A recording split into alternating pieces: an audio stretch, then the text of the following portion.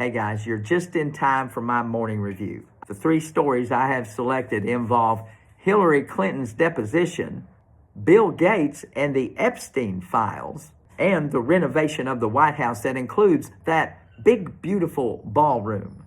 James Comer, a congressman from Kentucky, and his committee has scheduled the deposition of Hillary Rodham Clinton. Hillary Clinton's deposition is centered around those pesky Epstein files. You know, those files that the Democrats wanted so badly for President Trump to release?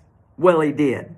And now Hillary has to come answer for her involvement with Jeffrey Epstein and possibly some shenanigans that went on right there at the Epstein Island. Miss Clinton released her opening statement yesterday morning. And it basically said she doesn't know anything. She doesn't know Jeffrey Epstein.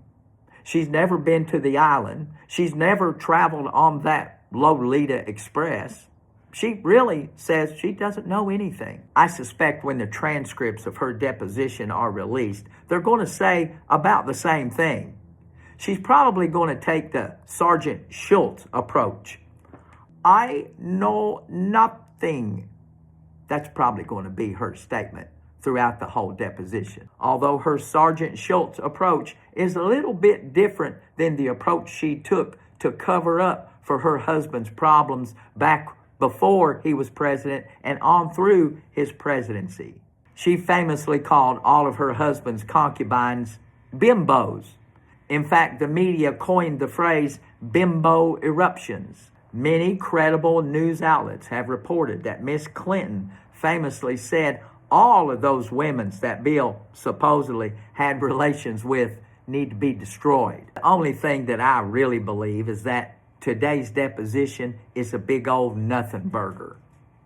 She's probably going to continue the Sergeant Schultz defense or defer everything to Bill Clinton, whose deposition is going to happen today.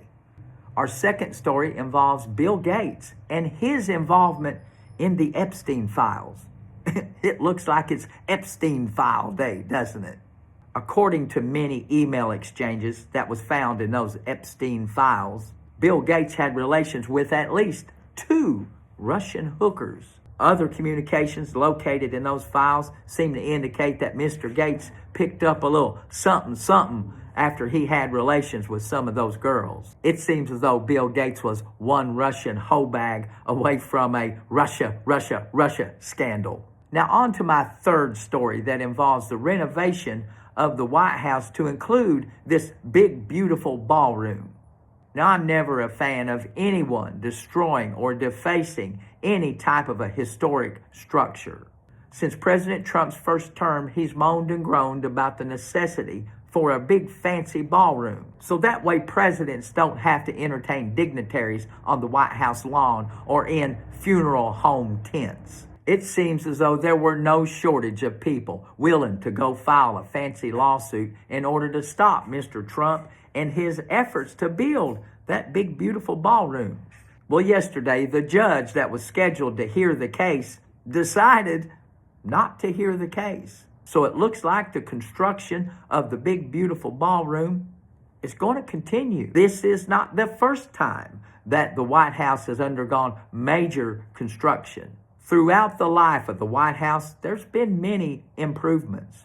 Some things were necessary, like the renovation after the big fire in the 1800s, and some of them not so necessary, like the swimming pool. The Truman balcony was an improvement, but I'm not so sure how a bowling alley added to the White House, or maybe even that basketball goal that President Obama had added to the White House grounds. And being from Kentucky, I really like basketball. But I'm pretty sure if it wasn't Mr. Trump's idea to build this big, beautiful ballroom, that there would be many Democrats that would be in favor of building such a structure.